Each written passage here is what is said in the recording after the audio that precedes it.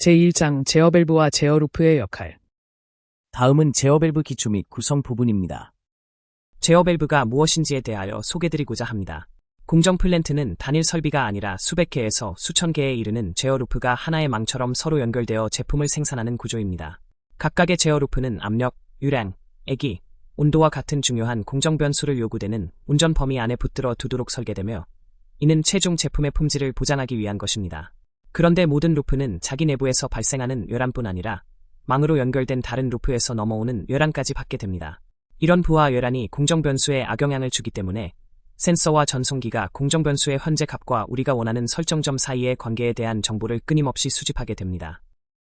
센서가 모은 정보는 컨트롤러로 전달되고 컨트롤러는 정해진 알고리즘에 따라 부하 열함이 발생한 뒤 공정 변수를 제자리로 되돌리기 위해 무엇을 해야 할지 결정합니다. 측정하고 비교하고 계산하는 과정이 모두 끝나면 그 전략을 실제 물리적으로 구현해줄 최종 제어 요소가 필요합니다. 공정 제어 산업에서 가장 흔히 쓰이는 최종 제어 요소가 바로 제어 밸브입니다. 제어 밸브는 가스, 증기, 물 또는 화학 화합물처럼 흐르는 유체를 직접 조작해서 부하 열함을 보상하고 조절 대상이 되는 공정 변수를 원하는 설정점에 가능한 한 가깝게 유지합니다. 한 가지 짚어둘 점은 많은 사람들이 단순히 밸브 또는 제어 밸브라고 말할 때 실제로는 제어 밸브 어셈블리 전체를 가리키는 경우가 많다는 것입니다. 제어 밸브 어셈블리가 어떤 부품들로 이루어지는지 소개드리겠습니다. 어셈블리는 하나의 단일 부품이 아니라 여러 구성 요소가 모인 조합입니다. 우선 유체가 지나가는 통로이자 압력 경계가 되는 밸브 본체가 있고 그 안에서 유량을 실제로 조절하는 내부 트림 부품들이 있습니다. 그리고 밸브를 여닫는데 필요한 동력을 공급하는 액추에이터가 결합되며 여기에 더해 여러 가지 부속품이 추가로 장착됩니다. 앞서 언급한 부속품에는 포지셔너, 트랜스듀서, 공급압 레귤레이터, 수동 조작기, 스너버, 그리고 리미트 스위치 등이 포함됩니다. 이들 각각은 이 핸드북의 다른 장에서 자세히 다룹니다.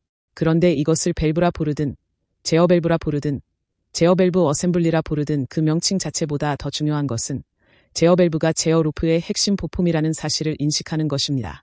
다만 제어 밸브가 루프에서 가장 중요한 부품이라고 단정하는 것은 정확하지 않습니다.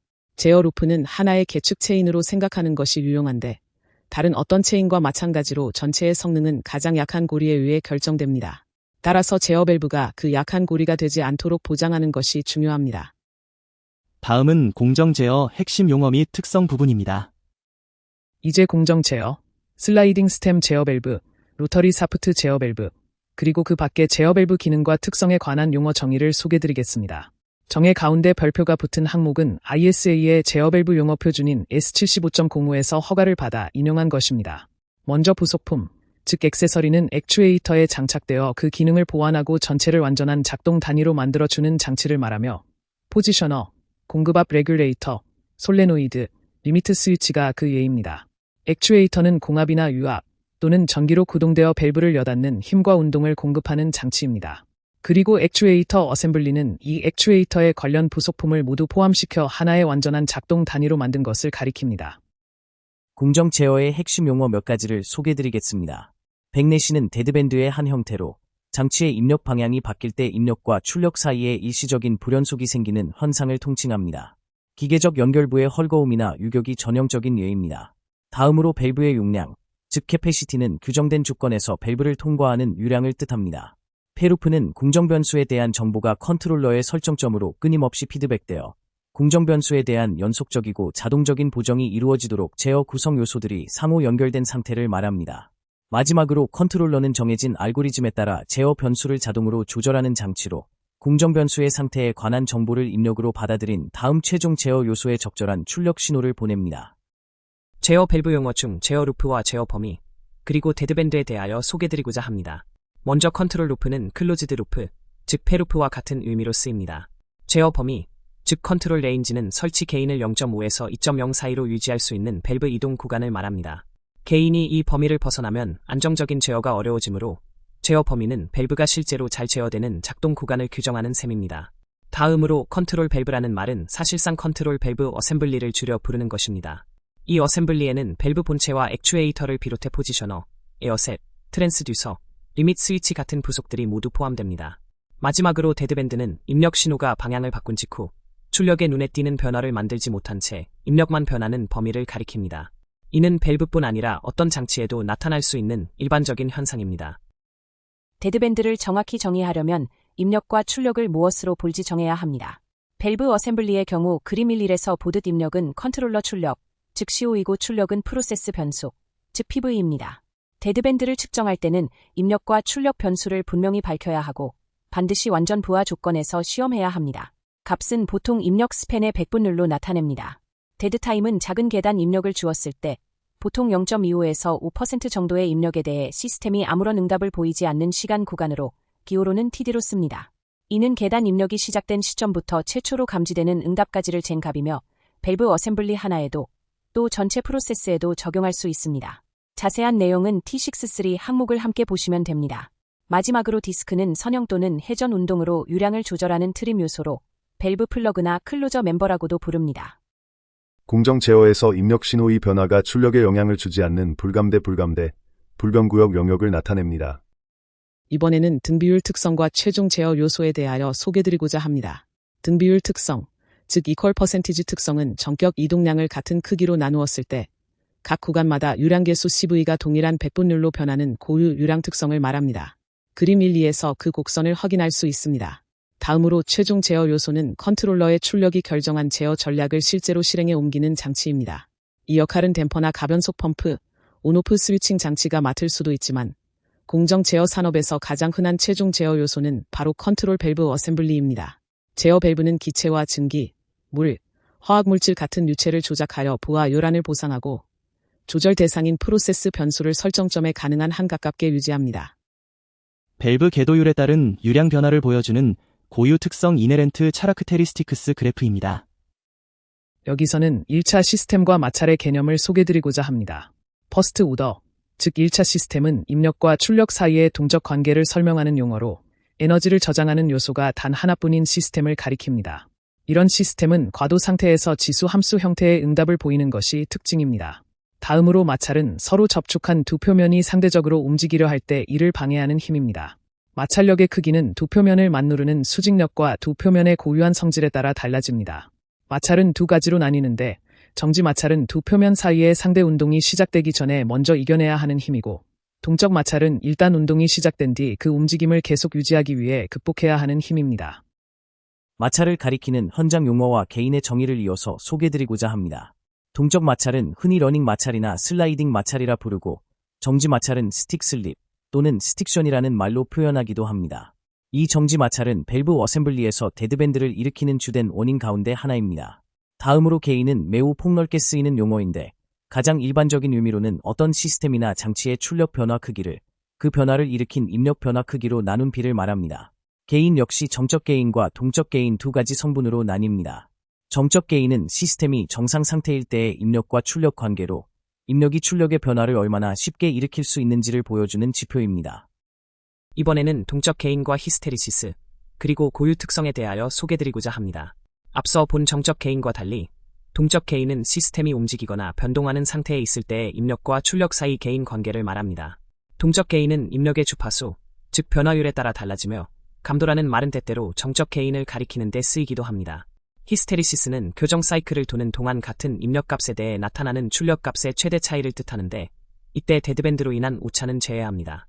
고유 특성, 즉 이니어런트 특성은 밸브 양단의 압력 강화를 일정하게 유지한 상태에서 닫힘 위치부터 정격 이동까지 유량계수와 클로저 멤버, 즉 디스크의 이동량이 어떤 관계를 갖는지를 나타냅니다. 보통 이 특성은 가로축의 이동 백분율을 세로축의 유량 백분율 또는 CV를 둔 곡선으로 그리며 그림 1, 2에서 확인할 수 있습니다. 밸브를 통과하는 유량은 밸브의 트래블뿐 아니라 밸브 양단의 압력 강화에도 동시에 의존합니다. 그래서 특성 시험을 할 때 압력 강화를 일정하게 고정하면 서로 다른 밸브 특성 설계를 동일한 기준에서 비교할 수 있게 됩니다. 이런 방식으로 측정한 대표적인 특성이 리니어, 등비율, 그리고 킥 오프닝이며 이는 그림 1대 2에 정리되어 있습니다. 고유 밸브 개인은 일정한 압력 강화 조건에서 유량 변화량을 밸브 트래블 변화량으로 나눈 비율로 정의됩니다. 이 값은 밸브 설계 자체에 내재된 특성이며 고유 특성 곡선의 이미 트래블 지점에서의 기울기와 같습니다. 결국 고유 밸브 개인은 트래블에 따라 달라지는 함수가 됩니다. 설치 특성은 밸브가 실제 공정에 놓였을 때 압력 강화가 변하는 공정 조건의 영향을 받으면서 유량과 클로저 멤버, 즉 디스크의 트래블 사이에 나타나는 관계를 말합니다. 이 특성이 어떻게 결정되는지는 챕터 2의 밸브 형식과 특성화 항목에서 자세히 다룹니다. 설치 밸브 게인은 실제 공정 조건에서 유량 변화량을 밸브 트래블 변화량으로 나눈 비율입니다. 고유 게인과 가장 큰 차이는 압력 강화를 일정하게 고정하지 않고 전체 시스템의 요구에 따라 자연스럽게 변하도록 둔다는 점입니다.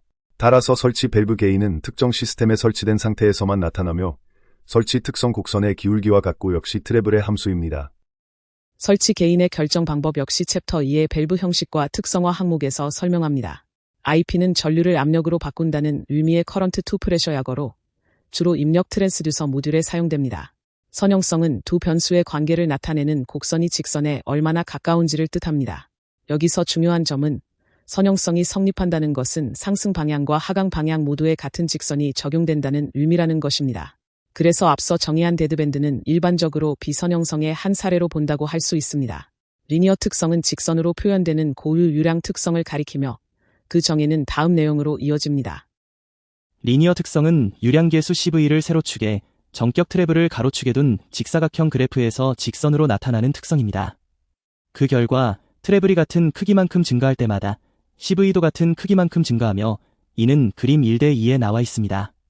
루프 게인은 루프를 한 바퀴 돌면서 모든 구성 요소를 직렬로 볼 때의 합성 게인으로 게루프 게인이라고도 부릅니다.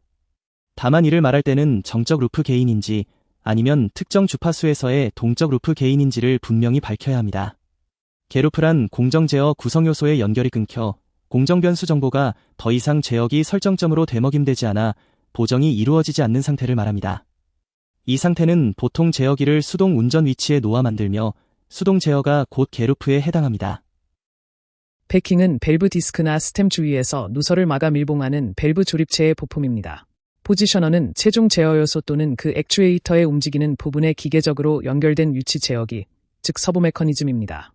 포지셔너는 입력 신호에 비례하는 원하는 위치를 유지하기 위해 액추에이터로 보내는 출력을 자동으로 조정합니다. 프로세스는 제어기를 제외한 제어 루프의 모든 요소를 통칭하며 여기에는 제어 밸브 조립체와 제어 대상인 압력용기나 열교환기, 그리고 센서와 펌프, 트랜스미터가 포함됩니다. 프로세스 게인은 제어되는 공정 변수의 변화량을 그에 대응하는 제어기 출력의 변화량으로 나눈 비율입니다. 프로세스 변동성은 공정이 설정점을 중심으로 얼마나 엄밀하게 제어되고 있는지를 나타내는 정밀한 통계적 척도입니다. 프로세스 변동성은 보통 이 S분의 M 형태로 퍼센트 단위로 정의합니다. 여기서 M은 측정된 공정 변수의 설정점 또는 평균값이고 S는 공정 변수의 표준 편차입니다. 퀵 오프닝 특성은 클로저 멤버의 트래블을 최소로 하면서도 최대 유량 개수에 도달하는 고유 유량 특성으로 그림 1:2에 나타나 있습니다. 릴레이는 전력 증폭기 역할을 하는 장치로 전기나 공압 또는 기계적 입력 신호를 받아 액추에이터로 대용량의 공기나 유압 유체를 흘려보내는 출력을 만들어냅니다. 이 릴레이는 포지셔너의 내부 구성 요소일 수도 있고 별도의 밸브 액세서리일 수도 있습니다. 분해능은 입력의 방향 반전이 없을 때 출력에 감지 가능한 변화를 만들기 위해 필요한 최소한의 입력 변화를 말하며 통상 입력 스팬의 퍼센트로 표현됩니다. 먼저 응답 시간에 대하여 소개드리고자 합니다. 응답 시간은 데드타임과 시정수를 함께 포함하는 파라미터로 측정하며 밸브에 적용할 때는 밸브 어셈블리 전체를 대상으로 합니다. 이와 관련된 지표로는 T63, 데드타임, 시정수가 있습니다. 다음으로 2차 시스템은 운동에너지와 위치에너지를 서로 주고받을 수 있는 두 개의 에너지 저장 요소를 가진 장치를 뜻합니다. 이 두 요소 때문에 진동과 오버슈트가 나타날 가능성이 생깁니다. 센서는 공정 변수의 값을 감지해 트랜스미터에 대응하는 출력 신호를 보내는 장치이며 트랜스미터의 일체형으로 들어가거나 별도의 부품으로 구성될 수 있습니다. 설정점은 제어하려는 공정 변수가 도달해야 할 목표 기준값을 의미합니다. 사프트 와인드업은 사프트의 한쪽 끝은 돌아가지만 반대쪽 끝은 돌아가지 않는 현상으로 액추에이터와 폐쇄 부재가 비교적 긴 사프트로 연결되는 로터리형 밸브에서 주로 나타납니다. 밸브 안에 실 마찰이 사프트 한쪽 끝을 붙잡고 있는 동안 액추에이터 쪽 회전은 사프트의 비틀림으로 흡수되다가 입력이 마찰을 이길 만큼의 힘을 전달하면 비로소 반대쪽도 움직이게 됩니다. 사이징은 지정된 공정 조건에 맞는 올바른 밸브 용량을 확보하기 위한 체계적 절차이고 스틱션은 앞서 다룬 마찰 항목을 참조하면 됩니다. T63은 통상 1 내지 5%의 작은 스텝 입력을 가해 측정하는 장치 응답 지표입니다. T63은 스텝 입력을 가한 시점부터 시스템 출력이 최종 정상 상태 값의 63%에 도달하는 시점까지를 측정하며 시스템 데드타임 TD와 시정수의 합으로 정의됩니다. 시정수는 보통 1차 요소에 적용되는 시간 파라미터로 통상 0.25 내지 5%의 작은 스텝 입력에 대해 시스템이 처음 반응하는 순간부터 출력이 최종 정상 상태 값의 63%에 이를 때까지의 시간 간격입니다. 표기는 게로프 공정일 때 타우로, 페로프 시스템일 때 람다로 구분했습니다. 트랜스미터는 공정 변수의 값을 감지해 그에 대응하는 신호를 컨트롤러로 보내고, 컨트롤러는 이를 설정점과 비교합니다. 다음은 슬라이딩 스템 밸브 구조 부분입니다. 트래블은 폐쇄 부재가 닫힘 위치에서 중간 위치 또는 정격 완전 개방 위치까지 움직이는 거리를 말합니다. 트래블 인디케이터는 폐쇄 부재의 위치를 외부에서 보여주는 포인터와 스케일로 보통 궤도 %나 회전 각도 단위로 표시합니다. 트림은 제어 대상 유체의 유량을 조절하는 밸브 내부 부품들을 가리킵니다. 볼륨 부스터는 단독으로 쓰이는 릴레이를 부르는 이름으로 액추에이터에 공급되는 공기의 최적을 키워주기 때문에 부스터라고 합니다. 이어서 다루는 슬라이딩 스템 제어 밸브 용어는 다이어프램이나 피스톤 액추에이터를 갖춘 표준 슬라이딩 스템 밸브의 물리적, 동작적 특성에 적용됩니다. 슬라이딩 스템 밸브 용어 중 일부, 특히 액추에이터에 관한 용어는 로터리 사프트 제어 밸브에도 그대로 적용됩니다. 여기서 제시하는 정의의 상당수는 ISA S75.05, 즉 제어 밸브 용어 표준을 따르며 널리 쓰이는 일반 용어도 함께 담고 있습니다. 부품 명칭은 함께 실린 그림 13부터 그림 16까지에 표기되어 있고, 이후에는 로터리 사프트 밸브 용어, 제어 밸브의 기능과 특성 용어, 그리고 기타 공정 제어 용어를 각각 별도의 절로 나누어 정의합니다. 액추에이터 스프링은 요크나 액추에이터 케이싱 안에 들어있는 스프링 또는 스프링 묶음으로 다이어프램 압력이 만들어내는 방향과 반대로 액추에이터 스템을 움직입니다. 액추에이터 스템은 액추에이터와 밸브 스템을 연결하는 부품입니다. 전형적인 슬라이딩 스템 방식 제어 밸브 조립체의 핵심 부품 구성을 보여줍니다. 단열 및 보호를 위해 길게 설계된 연장형 보닛 에크텐시온 본네트의 구조입니다. 밸브 본체와 액추에이터 사이의 거리를 확보하는 연장형 보닛의 상세 모습입니다. 이 도면은 슬라이딩 스템 제어 밸브에서 액추에이터 상부에 위치한 주요 구성 요소들을 보여줍니다. 액추에이터 스템은 액추에이터에서 발생한 힘과 운동을 밸브 스템으로 전달하는 부품이고, 스템 커넥터가 이 둘을 물리적으로 연결합니다. 스프링 시트는 스프링을 제자리에 고정하면서 스프링 조정기가 닿는 평평한 면을 제공하고, 스프링 조정기로는 스프링의 압축량을 조절합니다. 요크는 액추에이터 동력부를 밸브 본체에 단단히 결합하는 골격 구조물입니다.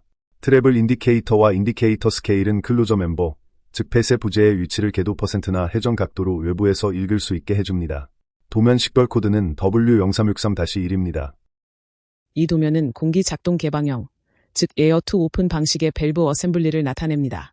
이 구조에서는 다이어프램에 공급되는 공기 압력이 커질수록 밸브가 더 많이 열립니다. 공기압이 스프링이 미는 힘을 이겨내면서 폐쇄 부재의 위치를 결정하는 방식입니다. 따라서 공급 공기가 끊기면 스프링 힘만 남아 밸브를 닫힌 방향으로 되돌리게 되는데, 이는 안전 측면에서 자주 활용되는 거동입니다. 도면 식별 코드는 W8486-3입니다. 그림 1-3은 슬라이딩 스템 제어 밸브 어셈블리의 주요 본체 구성 요소를 보여줍니다. 밸브 본체 어셈블리는 밸브의 주 압력 경계 역할을 하면서 배관 연결단, 유체 통로, 그리고 시트면과 폐쇄 부재를 지지합니다. 여기 표시된 형식은 푸시 다운 투 클로즈, 즉 스템이 아래로 내려갈 때 밸브가 닫히는 구조입니다. 시트링은 폐쇄 부재가 맞닿아 차단을 형성하는 면이자 유량 제어 오리피스의 일부를 이룹니다. 케이지는 폐쇄 부재를 둘러싸 유량 특성을 결정하고 동시에 안정성과 안내, 균형, 정렬을 제공하며 다른 트림 부품의 조립을 돕습니다. 보닛 게스킷과 케이지 게스킷, 스파이럴 와운드 게스킷은 각 접합부의 누설을 막는 밀봉 요소입니다. 도면 식별 코드는 W0989입니다. 이 부분은 역작동 다이어프램 액추에이터와 두 종류의 보닛을 함께 다룹니다. 그림 1-4는 역작동, 즉 리버스 액팅 다이어프램 액추에이터를 보여주는데, 이 방식에서는 다이어프램 압력이 커질수록 액추에이터 스템이 안으로 들어갑니다. 그림 1-5의 확장형 보닛은 패킹 박스와 보닛 플랜지 사이 거리를 늘려 고온이나 저온 서비스에 대응하는 구조입니다. 그림 1-6의 벨로우즈 실 보닛은 벨로우즈를 이용해 폐쇄 부재 스템 둘레의 누설을 막습니다. 여기서 정의되는 용어로는 액추에이터 스템은 액추에이터의 운동과 힘을 밸브로 전달하는 부품이고, 액추에이터 스템 익스텐션은 피스톤 운동을 포지셔너로 전달하기 위한 연장부로 그림 1-7에 나옵니다. 그리고 액추에이터 스템 포스는 밸브 플러그를 실제로 위치시키는 데 쓸 수 있는 순수한 힘을 뜻합니다. 이 부분은 피스톤 액추에이터와 앵글 밸브, 그리고 보닛에 대한 정의를 담고 있습니다. 그림 1-7은 바이오스 스프링을 갖춘 양방향 작동, 즉 더블 액팅 피스톤 액추에이터를 보여주는데, 실린더 안에서 피스톤이 움직이며 스템에 힘을 전달하는 구조입니다. 앵글 밸브는 한쪽 포트가 밸브 스템 또는 액추에이터와 같은 축선상에 있고 다른 포트는 스템의 직각으로 배치되는 설계입니다. 벨로우즈 실 보닛은 벨로우즈로 폐쇄 부재 스템 둘레의 누설을 막는 보닛입니다. 보닛 자체는 패킹 박스와 스템 시일을 품고 스템을 안내하는 부위로 내부 부품 조립을 위한 본체 공동의 주 개구를 제공하거나 밸브 본체와 일체로 만들어지기도 합니다. 또한 액추에이터를 본체에 부착하는 역할도 합니다. 일반적인 보닛은 볼트, 나사, 용접, 압력 시일 또는 본체 일체형 방식으로 결합됩니다. 바이어스 스프링이 장착되어 평형을 유지하는 전형적인 복동식 피스톤 액추에이터의 구조입니다. 보닛이라는 용어를 사용할 때 주의할 점이 있습니다. 실무에서는 보닛이라고 부르더라도 그 안에 포함된 패킹 부품들까지 함께 가리키는 경우가 많습니다. 이렇게 패킹 부품을 포함한 전체 부품군을 정확히 칭하려면 보닛 어셈블리라고 부르는 것이 맞습니다. 따라서 단일 부품으로서의 보닛인지 패킹까지 포함한 조립체인지를 구분해서 표현할 필요가 있습니다. 보닛 어셈블리와 하부 구성품 용어에 대하여 소개드리고자 합니다. 보닛 어셈블리는 흔히 보닛이라 부르지만 정확히는 밸브 스템이 통과하는 부품과 스템을 따라 새는 누설을 막는 수단을 포함한 조립체입니다. 보통 액추에이터를 장착하고 패킹 어셈블리의 하중을 가하는 역할까지 맡습니다. 하부 플랜지는 보닛 개구의 반대편에 있는 밸브 보디 개구를 막는 부품으로 가이드 부싱을 포함하거나 밸브의 동작 방향을 반전시키는 데 쓰입니다. 부싱은 밸브 스템 같은 운동 부품을 지지하거나 안내하는 장치입니다. 케이지는 폐쇄 부재를 둘러싸는 트림 부품으로 유량 특성을 부여하거나 슈팅면을 제공합니다. 또한 안정성과 가이드, 밸런스, 정렬 기능을 주고 다른 트림 부품의 조립을 쉽게 합니다. 특히 케이지 벽면에 뚫린 개구의 형상이 제어 밸브의 유량 특성을 결정한다는 점이 핵심입니다. 이번에는 폐쇄 부재와 실린더, 다이어프램 관련 용어에 대하여 소개드리고자 합니다. 앞서 다룬 케이지는 다양한 스타일이 있는데 그 종류는 그림 1-8에 나타나 있습니다. 폐쇄 부재는 유로 안에 자리 잡아 밸브를 통과하는 유량을 조절하는 가동 부품입니다. 폐쇄 부재 가이드는 이 부재의 움직임을 케이지나 시트링, 보닛, 하부 플랜지 가운데 하나 또는 둘에서 정렬해주는 부분입니다. 실린더는 피스톤 액추에이터 안에서 피스톤이 움직이는 챔버로 그림 1-7에서 확인할 수 있습니다. 실린더 클로저 실은 피스톤 액추에이터 실린더와 요크가 연결되는 부위의 밀봉 요소입니다. 다이어프램은 압력에 반응하는 유연한 요소로 받은 힘을 다이어프램 플레이트와 액추에이터 스템에 전달합니다. 다이어프램 액추에이터는 유체가 바로 이 유연한 다이어프램에 작용하는 유체 구동 장치입니다. 다음은 글로브 밸브 설계 및 구성 부분입니다. 글로브 스타일 밸브 본체에 사용되는 다양한 유량 특성별 케이지 형상입니다. 유량 제어 특성을 결정짓는 글로브 밸브용 특성 케이지의 상세 설계입니다. 케이지의 구멍 배치와 크기에 따른 글로브 밸브의 유량 특성 변화를 보여줍니다. 다이어프램 케이스와 직동식 액추에이터, 글로브 밸브에 대하여 소개드리고자 합니다. 다이어프램 케이스는 상부와 하부 두 부분으로 이루어진 하우징으로 다이어프램을 받치고 한 개 또는 두 개의 압력 챔버를 만듭니다. 다이어프램 플레이트는 다이어프램과 동심으로 놓여 액추에이터 스템에 힘을 전달하는 판입니다. 직동식 액추에이터는 다이어프램 압력이 커질 때 액추에이터 스템이 밖으로 뻗어나오는 형식입니다. 연장 보닛은 패킹박스와 보닛 플랜지 사이 거리를 늘려 고온이나 저온 서비스에 대응하는 보닛입니다. 글로브 밸브는 직선운동 폐쇄 부재와 하나 이상의 포트를 가지며 포트 주변이 구형 공동으로 둘러싸인 보디가 특징입니다. 한편 글로브 보디용 특성화 케이지의 형태는 그림 1-8에 나와 있습니다.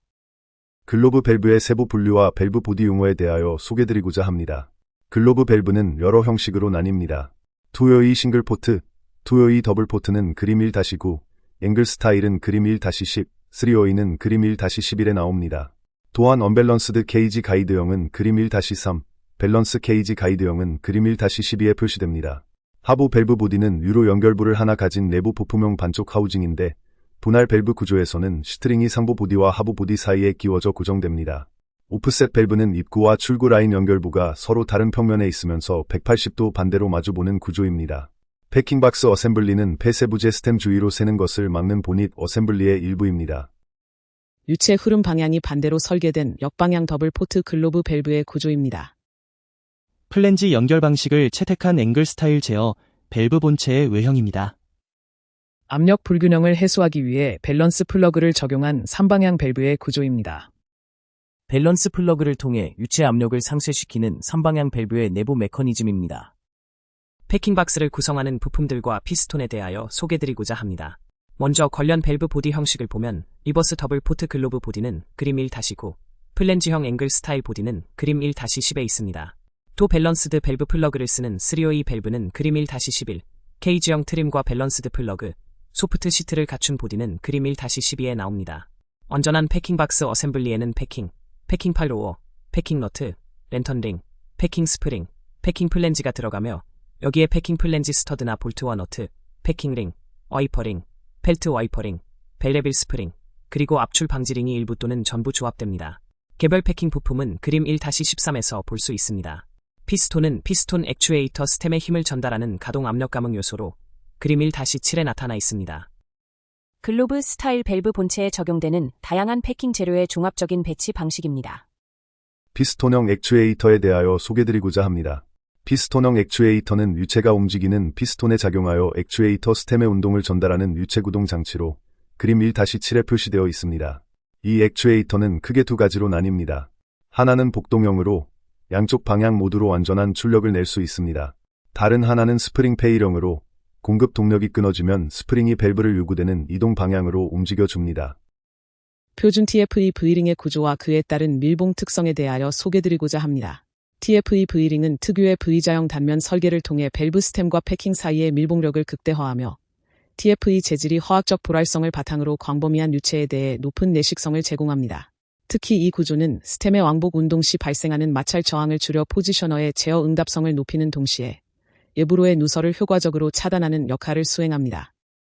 피스톤 타입 액추에이터의 작동 방식과 밸브의 여러 부재 용어에 대하여 소개드리고자 합니다. 피스톤 액추에이터는 두 가지로 나뉩니다.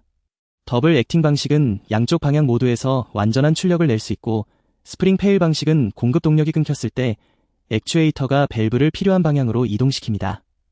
용어 측면에서 플러그는 폐쇄 부재를 가리키는 통칭이고, 포트는 제어 밸브의 유량을 조절하는 오리피스를 말합니다. 리테이닝 링은 밸브 바디에 분리형 플랜지를 고정하는 분할 링입니다. 리버스 액추에이터는 다이어프램 압력이 커질수록 스템이 안으로 들어가는 구조인데, 요크 상단에 실부싱을 설치해 스템을 따라 다이어프램 압력이 새는 것을 막습니다. 러버부트는 피스톤 액추에이터의 실부싱 안으로 손상을 일으키는 이물질이 들어가지 않도록 막는 보호 장치이고, 실부싱은 상하 한 쌍으로 누설을 밀봉하는 역할을 합니다. 실린더의 밀봉 구조와 시트 관련 용어에 대하여 소개드리고자 합니다. 피스톤 액추에이터의 실린더는 누설을 막기 위해 밀봉되며 부싱 안에 들어가는 합성고무 오링이 실린더와 액추에이터 스템, 그리고 스템 연장부를 밀봉합니다. 시트는 폐쇄 부재와 그에 맞물리는 면이 접촉해 밸브의 차단을 만들어내는 접촉 영역을 말합니다. 시트 로드는 명시된 정적 조건에서 폐쇄 부재와 시트 사이에 작용하는 순 접촉력입니다. 실제로 특정 제어 밸브에 쓸 액추에이터를 고를 때는 정적 불평형과 스템 불평형, 동적 불평형을 이겨내는 데 필요한 힘의 시트 로드 여류분을 더해 결정합니다. 시트링은 밸브 바디 조립체의 한 부분으로 폐쇄 부재가 닿는 시팅면을 제공하고 유량 제어 오리피스의 일부를 이루기도 합니다. 분리형 플랜지와 스프링 조정기에 대하여 소개드리고자 합니다. 분리형 플랜지는 밸브 바디의 유로 연결부 위로 끼워지는 플랜지로 일반적으로 리테이닝 링을 이용해 제자리에 고정합니다. 스프링 조정기는 스프링의 압축량을 조절하는 피팅입니다. 보통 액추에이터 스템의 나사로 결합하거나 요크 안쪽의 나사로 체결하는 형태로 장착되어 스프링이 얼마나 눌리는지를 조정하게 됩니다. 두 부품 모두 슬라이딩 스템 밸브 조립체에서 기계적 연결과 조정을 담당하는 요소입니다. 스프링 조정과 트림에 관련된 용어에 대하여 소개드리고자 합니다. 스프링 조정기는 요크나 스템에 결합해 스프링 압축을 조정하고, 스프링 시트는 스프링을 제자리에 잡아주는 동시에 스프링 조정기가 맞닿을 평평한 면을 제공하는 판입니다. 정적 불평형은 유체가 정지한 상태에서 명시된 압력 조건일 때 유체 압력이 폐쇄 부재와 스템에 작용해 스템에 만들어내는 순 힘을 뜻합니다. 스템 커넥터는 액추에이터 스템과 밸브 스템을 이어주는 장치입니다. 트림은 제어 대상 유체의 유량을 조절하는 밸브 내부 부품 전체를 가리키는데, 글로브 밸브 바디에서는 보통 폐쇄 부재와 시트링, 케이지, 스템핀이 여기에 포함됩니다. 소프트 시트 트림은 폐쇄 부품이나 시트링의 탄성체나 플라스틱처럼 쉽게 변형되는 재료를 써서 최소한의 액추에이터 힘으로도 긴밀한 차단을 얻는 트림입니다. 밸브 바디와 포트 구성에 대하여 소개드리고자 합니다. 어퍼 밸브 바디는 내부 부품을 담는 절반짜리 하우징으로 유로 연결을 하나 가지며 스템을 따라 새는 것을 밀봉하는 수단과 분할 바디에 액추에이터를 장착하는 수단을 보통 갖추고 있습니다. 밸브 바디는 밸브의 주 압력 경계로서 배관 연결단과 유체 통로를 제공하고 시팅면과 폐쇄 부재를 지지합니다. 가장 흔한 바디 구조를 보면 싱글 포트 바디는 포트 하나와 밸브 플러그 하나로 구성되고 더블 포트 바디는 포트 둘에 플러그 하나입니다.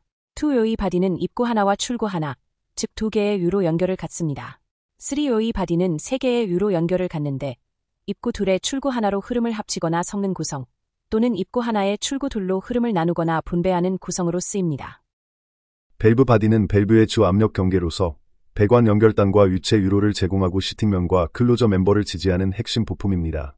현장에서는 흔히 그냥 바디라고 부르지만 보닛 어셈블리와 내부 트림 부품까지 함께 가리킬 때는 밸브 바디 어셈블리라고 부르는 것이 더 정확합니다. 밸브 바디 어셈블리는 밸브 본체, 보닛 어셈블리, 사용한다면 보텀 플랜지, 그리고 트림 요소로 구성됩니다. 이때 트림에는 하나 이상의 포트를 열고 닫고 부분적으로 막는 클로저 멤버가 포함됩니다. 밸브 플러그는 플러그라고도 하며 클로저 멤버를 가리키는 같은 말입니다. 밸브 스템은 직선운동 밸브에서 액추에이터 스템과 클로저 멤버를 이어주며 요크는 액추에이터 동력부와 밸브를 단단하게 연결하는 구조물입니다. 이 항목들을 끝으로 슬라이딩 스템 용어를 마치고 이어서 로터리 사프트 제어 밸브 전용 용어로 넘어갑니다. 다음은 로터리 제어 밸브 구조 부분입니다. 여기서부터는 로터리 샤프트 제어 밸브에만 적용되는 용어입니다. 먼저 액추에이터 레버는 로터리 밸브 샤프트에 붙는 팔 형태의 부품으로 액추에이터 스템의 직선 운동을 회전력으로 바꿔 디스크나 볼의 위치를 잡아줍니다. 이 레버는 정밀 공차 스플라인 같은 방식으로 샤프트에 확실히 물려서 유격과 로스트 모션을 최소화합니다. 다음으로 풀볼은 유로가 관통된 완전한 구체를 쓰는 유량 제어 부재로 그 유로 단면이 배관 직경과 같거나 일치하는 것이 특징입니다. 이 도면은 로터리 사프트 밸브 구조의 한 예로 컨벤셔널 디스크 버터플라이 밸브를 나타냅니다. 컨벤셔널 디스크는 대칭형 디스크가 유로를 가로질러 회전하면서 유량을 조절하는 방식으로 버터플라이 밸브에서 가장 흔히 쓰이는 디스크 형태입니다. 별도의 본문 설명 없이 부품 형상을 보여주는 도의 컷이라는 점을 함께 알아두면 됩니다. 이 도면은 편심 디스크 밸브의 구조를 보여주며 그림 1사 즉 대표적인 로터리 사프트 제어 밸브 구조들을 모은 그림에 해당합니다. 편심 디스크는 사프트와 디스크 연결 위치 때문에 개방할 때 디스크가 약간 편심된 궤적을 그리도록 설계됩니다. 덕분에 디스크가 열리자마자 C1에서 빠르게 떨어져 나와 마찰과 마모를 줄일 수 있습니다. 로터리 사프트 로타르 사프트 방식을 사용하는 제어 밸브의 전형적인 구성입니다. 회전축 구동 방식 제어 밸브의 내부 구조와 작동 원리를 보여줍니다.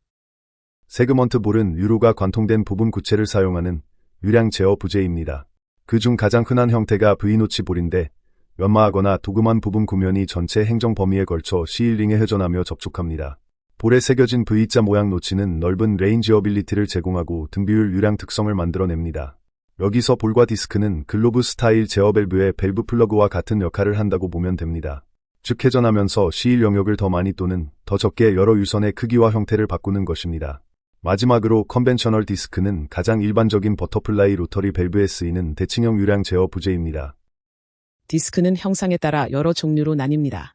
컨벤셔널 디스크는 동적 토크가 커서 스로틀링 서비스에서는 보통 최대 60도 회전으로 제한됩니다. 반면 동적 설계 디스크는 큰 회전 구간에서 동적 토크를 줄이도록 윤곽을 잡아 디스크 회전을 최대 90도까지 쓰는 스로틀링에도 적합합니다. 편심 디스크는 사프트와 디스크 연결 위치 덕분에 개방 시 디스크가 약간 편심된 경로를 그리며 열리자마자 C1에서 떨어져 마찰과 마모를 줄입니다.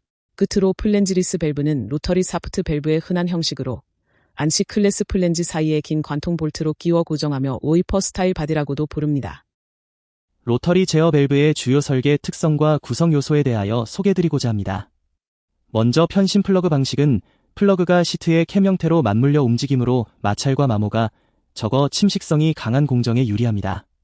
유동 방향의 경우 샤프트 측에서 플러그 후면으로 흐르는 역방향 유동이 발생할 수 있는데 밸브 설계에 따라 양방향 유동을 그대로 수용하거나 혹은 액추에이터 링크를 수정해야 하는 경우가 있습니다.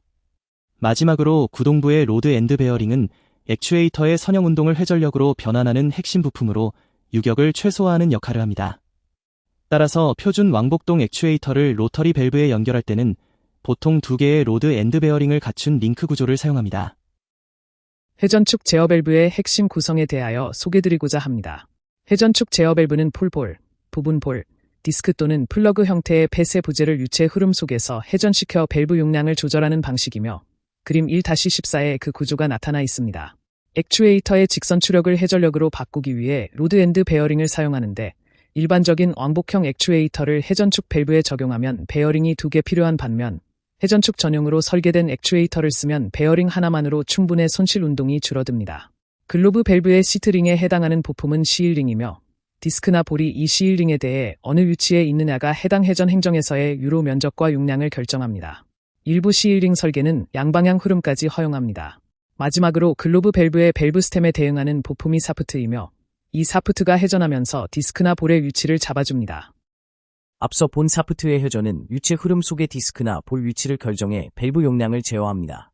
슬라이딩 시일은 회전 밸브 전용으로 설계된 공합 피스톤형 액추에이터의 하부 실린더 시일로 액추에이터 스템이 수직 방향뿐 아니라 행방향으로도 움직일 때 하부 실린더 압력 누설 없이 이를 받아내는 역할을 합니다. 흐름 방향과 관련해 별도의 시일링이나 플로링을 가진 회전축 밸브에서 유체가 시일링에 인접한 배관을 통해 밸브 본체로 들어와 시일링 반대쪽으로 빠져나가는 방향을 표준 흐름, 즉 전진 흐름이라고 부르며 이는 역방향 흐름과 구분됩니다. 마지막으로 트러니언 장착은 디스크나 볼을 밸브 사프트 또는 스터브 사프트의 직경 방향으로 마주보는 2개의 베어링으로 지지하는 장착 방식입니다. 다음은 밸브 기능 특성 및 제어 용어 부분입니다. 여기서부터는 제어 밸브의 기능과 특성을 나타내는 용어들에 대하여 소개드리고자 합니다. 벤치 세트는 운전 중에 작용하는 공정 힘을 미리 반영하기 위해 액추에이터 스프링 범위를 교정하는 작업입니다. 용량은 규정된 조건에서 밸브를 통과하는 유량을 뜻하고 간극 흐름은 폐쇄 부재가 시트에 완전히 닿지 않은 상태에서 최소 제어 가능 유량보다 낮게 흐르는 양을 말합니다. 다이어프램 압력 스팬은 다이어프램 압력 범위의 최고값과 최저값의 차이로 고유 특성으로도 설치 특성으로도 표현할 수 있습니다. 복동형 액추에이터는 양쪽 방향 모두의 동력을 공급하는 형식입니다. 동적 불평형은 이매에 열린 위치에서 유체 압력이 밸브 플러그의 작용에 만들어내는 순힘을 의미하며 유효 면적은 다이어프램 전체 면적 가운데 실제로 스템 힘을 만들어내는 데 기여하는 부분을 가리킵니다. 다이어프램의 유효 면적은 밸브가 행정하는 동안 변하는데 보통 행정 시작 지점에서 가장 크고 행정 끝에서 가장 작아집니다. 성형 다이어프램은 평판 시트 다이어프램보다 이 유효 면적 변화가 작기 때문에 권장됩니다. 등비율 유량 특성은 공정 제어 용어에서 정의한 내용을 따릅니다. 다음은 안전 관련 동작들입니다. 페일 클로즈드는 작동 에너지원이 상실됐을 때 폐쇄 부재가 닫힘 위치로 이동하는 조건이고 페일 오픈은 반대로 열림 위치로 이동하는 조건입니다. 페일 세이프는 작동 에너지 공급이 끊겼을 때 공정을 보호하기 위해 필요하다고 정의된 위치, 즉 완전히 닫히거나 완전히 열리거나 마지막 위치를 그대로 유지하도록 하는 밸브와 액추에이터의 특성을 말합니다. 페일 세이프 동작은 액추에이터에 연결한 보조 제어 장치를 함께 사용해 구현할 수도 있습니다. 유량 특성은 전격 행정을 0에서 100%까지 변화시킬 때 밸브를 통과하는 유량과의 관계를 뜻하며 이 용어는 항상 고유 유량 특성인지 설치 유량 특성인지를 명확히 구분해 표기해야 합니다.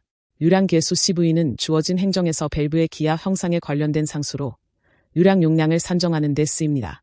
정확한 정의를 보면 화씨 60도의 물이 1psi, 즉 제곱인치당 1파운드의 압력 강화 아래에서 밸브를 통과할 때의 분당 미국 갤런 수가 곧 CV 값입니다.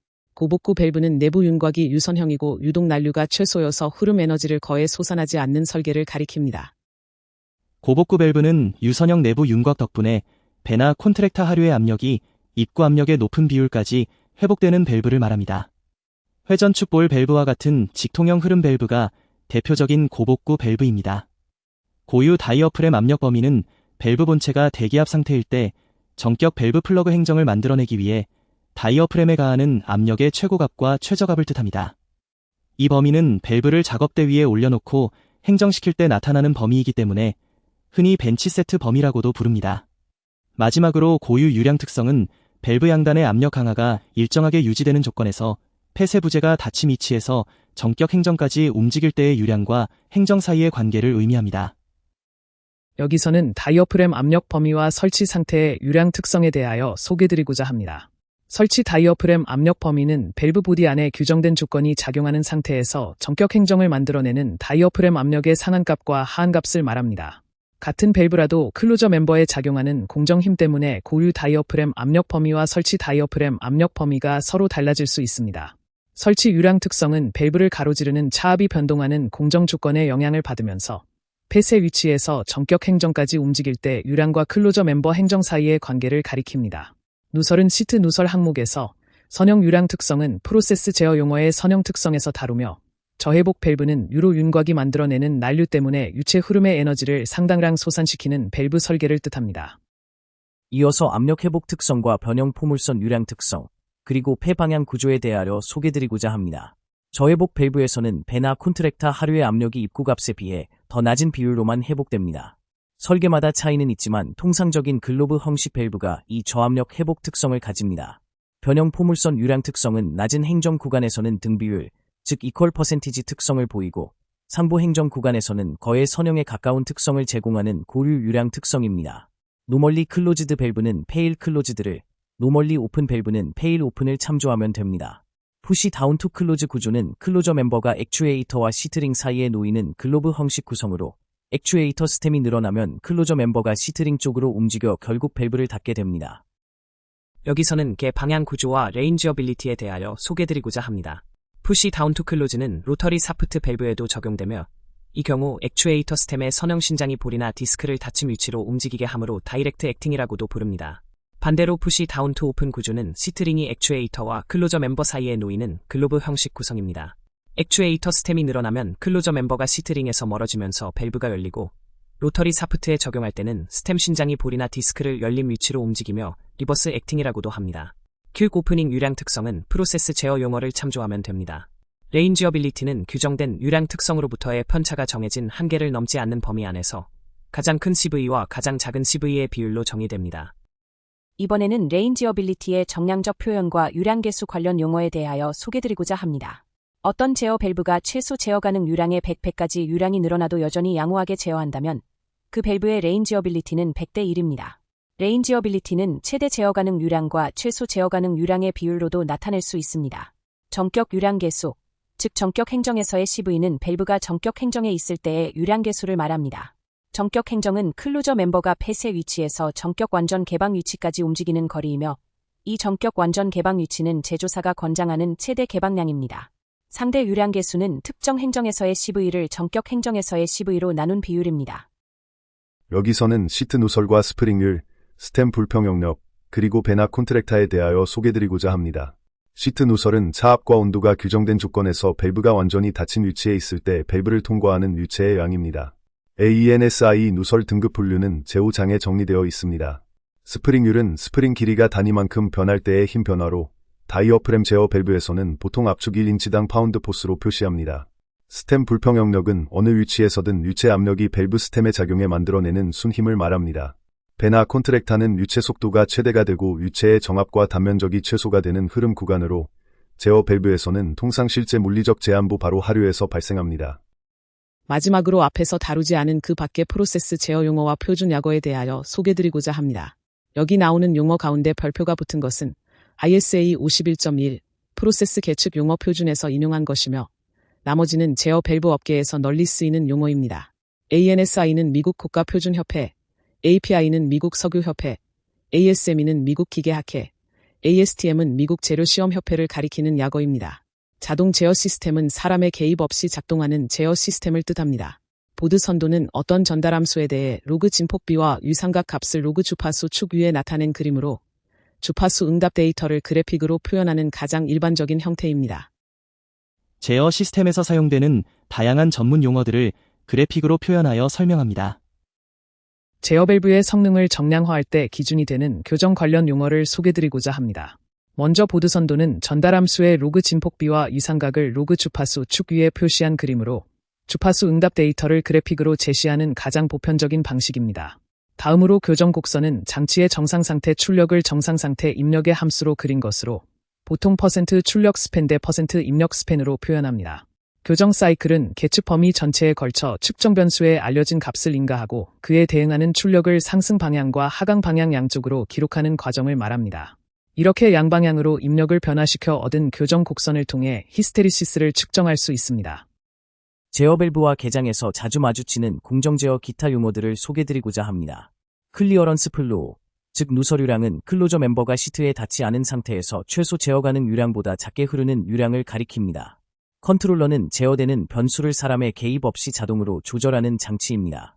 열역항량으로는 엔탈피와 엔트로피가 있는데 엔탈피는 물체의 내부 에너지의 부피와 압력의 곱을 더한 값으로 H는 U 더하기 PV로 표현되며 열압량이라고도 부릅니다.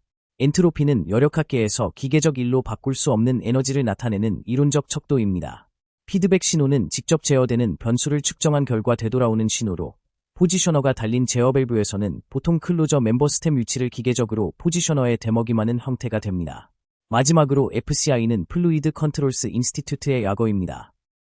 이번에는 밸브의 동적 거동과 안정성에 관한 용어를 소개드리고자 합니다. 주파수 응답 특성은 정상상태 정연파 입력과 그에 따른 기본 정연파 출력 사이의 진폭과 이상 관계를 주파수에 따라 나타낸 것으로, 입력 시험 주파수를 바꿔가며 출력의 진폭과 이상 이동을 관찰해 제어장치의 동특성을 기술하는 데 쓰입니다. 경도는 금속이 주로 압입에 의한 소성 변형에 저항하는 정도이며, 플라스틱이나 고무에서는 압입자가 표면을 파고드는 데 대한 저항을 뜻합니다. 헌팅은 외부 자극이 사라진 뒤에도 오래 지속되는 상당한 크기의 바람직하지 않은 진동으로 사이클링이나 리밋 사이클이라고도 부르며 안정 한계에 가까운 운전 상태임을 보여주는 증거입니다. 제어 밸브에서는 제어계나 포지셔너의 불안정으로 인해 액추에이터에 걸리는 부하 압력이 진동하는 형태로 헌팅이 나타납니다. 히스테리시스와 함께 표준 기관, 압력 용어들을 소개드리고자 합니다. 히스테리시스는 물체에 작용하는 힘이 바뀔 때 그 효과가 점성이나 내부 마찰처럼 지연되어 나타나는 현상입니다. ISA는 인스트루먼트 소사이어티 오브 아메리카의 약어였으며 지금은 국제계측 제어학회로 인정받고 있습니다. 압력 용어로는 계기 압력과 부하 압력이 구분되는데, 계기 압력은 자동 컨트롤러가 제어 밸브를 조작하기 위해 내보내는 출력 압력이고, 부하 압력은 공압 액추에이터의 위치를 정하는 데 쓰여 다이어프램이나 피스톤에 실제로 작용하는 압력입니다. 포지셔너를 쓰지 않는 경우 부하 압력은 계기 압력과 같을 수 있습니다. 또한 나스는 본래 내셔널 어소시에이션 오브 코로전 엔지니어스였으나 조직이 국제화되면서 나스 인터내셔널로 이름을 바꾸었고 더 이상 약어가 아닙니다. 우사는 미국의 직업안전보건법, 어큐페이셔널 세이프티 앤드 헬스 액트의 약어입니다. 운전에 쓰이는 매체와 한계, 그리고 범위와 반복성 용어를 소개드리고자 합니다. 운전 매체는 포지셔너나 자동 컨트롤러를 작동시킬 동력을 공급하는 유체로 일반적으로 공기 또는 가스를 사용합니다. 운전 한계는 운전 특성이 영구적으로 손상되지 않으면서 장치가 견딜 수 있는 운전 조건의 범위를 말합니다. 레인지, 즉 범위는 어떤 양이 측정되거나 수신되거나 전달되는 한계 사이의 영역을 뜻하며 하한값과 상한값으로 표현하는데, 예를 들어 3 내지 15 psi, 화씨 영하 40도에서 212도, 섭씨 영하 40도에서 100도와 같이 나타냅니다. 반복성은 동일한 입력값에 대해 동일한 운전 조건에서 같은 방향으로 접근하며 연속해서 측정한 출력값들이 서로 얼마나 일치하는지를 나타내는 척도입니다. 반복성의 측정 방식과 함께 감도, 신호, 그리고 신호 진폭 분할 개념을 소개드리고자 합니다. 반복성은 전체 범위를 주행하면서 측정하며 보통 비반복성으로 측정한 뒤 스팬의 %로 표현하고, 히스테리시스는 포함하지 않습니다. 감도는 정상 상태에 도달한 뒤 입력의 변화량에 대한 출력의 변화량의 비를 말합니다. 신호는 하나 이상의 파라미터가 자신이 대표하는 다른 변수에 관한 정보를 담고 있는 물리량입니다. 신호 진폭 분할, 즉 스플릿 레인징은 하나의 입력 신호에 의해 둘 이상의 신호가 생성되거나 둘 이상의 최종 제어 요소가 작동되는 동작으로, 각 요소가 중첩 여부에 관계없이 입력 신호의 크기에 따라 순차적으로 응답하는 방식을 의미합니다. 제어 밸브에서 자주 쓰이는 4가지 용어에 대하여 소개드리고자 합니다. 먼저 스팬은 상한 범위값과 하한 범위값의 대수적 차이를 뜻합니다. 예를 들어 범위가 0도에서 150하시도이면 스팬은 150하시도이고, 범위가 3 내지 15 psig이면 스팬은 12 psig가 됩니다. 다음으로 스틱션은 서로 접촉한 두 물체 가운데 하나가 비로소 움직이기 시작하도록 만드는데 필요한 힘을 말합니다. 공급 압력은 장치의 공급 포트에 걸리는 압력으로, 대표적인 값을 보면 3 내지 15 psig 범위에는 20 psig, 6 내지 30 psig 범위에는 35 psig를 씁니다. 마지막으로 0.5차는 규정된 사용 조건에서 입력이 하한 범위값에 있을 때 장치가 나타내는 오차이며, 보통 이상 스팬에 대한 백분율로 표현합니다.